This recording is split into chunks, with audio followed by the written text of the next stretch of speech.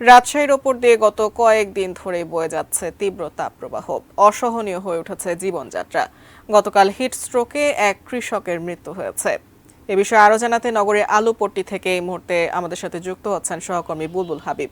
বুলবুল হাবিব, যেমনটি বলছিলাম, রাজশাহীতে আসলে তীব্র তাপপ্রবাহ বয়ে চলেছে। আপনি এই মুহূর্তে কি খবরাখবর জানাবেন? মানুষজন আসলে কি ভোগান্তি এবং অস্বস্তিতে পড়ছেন এই গরমে? যাকে আসলে একটু সুখবরই আছে বলা যায়, কারণ গত পরশুদিন রাজশাহীর সর্বোচ্চ তাপমাত্রা রেকর্ড করা হয়েছিল 41.5 ডিগ্রি সেলসিয়াস। সেটা কিন্তু গতকাল কমে সর্বোচ্চ তাপমাত্রা রেকর্ড করা হয় 40 ডিগ্রি সেলসিয়াস, অর্থাৎ প্রায় 1.5 ডিগ্রি সেলসিয়াস তাপমাত্রা কিন্তু কমে গেছে। আজকেও আমরা সকাল থেকেই দেখছি যে একটু রোদের যে তীব্রতা সেটা কিন্তু অনেকটাই কম রয়েছে, কারণ আকাশ মেঘাচ্ছন্ন কিছুটা হলেও রয়েছে এবং সকাল 10টায় এবং 11টায় একই তাপমাত্রা ছিল।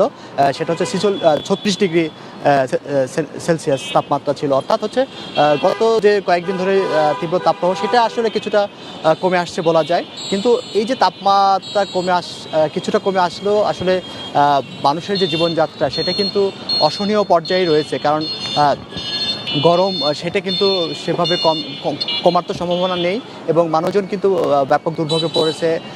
গতকাল যেমন আমাদের ভুট্টা খেতে কাজ করার সময় রাজশাহীর বাগমারাতে এক কৃষক তিনি হিটস্ট্রোকে মারা গেছেন এবং সারা দেশেই পুরো জেলায় কিন্তু আসলে আমরা দেখেছি যে এখন যেহেতু বড় আবাদ রয়েছে বেশ জমিতে, এবং যদিও ধানের আবাদের বেশ ভালো রয়েছে এবং কৃষি কর্মকর্তারা বলছেন যে বেশ ভালো রয়েছে, তবে ভুট্টা ক্ষেতের কিছুটা ক্ষতি হচ্ছে এই তীব্র তাপপ্রবাহের কারণে। এবং আমাদের যেহেতু এই অঞ্চলে আমটা খুবই বিখ্যাত আম, সেই আমের গুটি কিন্তু অনেক জায়গায় গাছে ঝরছে, বেশ ঝরে পড়ছে, সেই ধরনের কিছুটা ক্ষতি রয়েছে। এর বাইরে কৃষক বা শ্রমজীবী মানুষ তারা কিন্তু আসলে এই গরম উপেক্ষা করেই কিন্তু তারা মাঠে কাজ করছেন, ফলে একটা দুর্ভোগ সহেই তারা মাঠে ঘাটে কাজ করছেন। এবং আমরা দেখেছি যে এই তীব্র তাপপ্রবাহ এবং গরমের কারণে হাসপাতালগুলোতেও কিন্তু রুগীর চাপ বেড়েছে।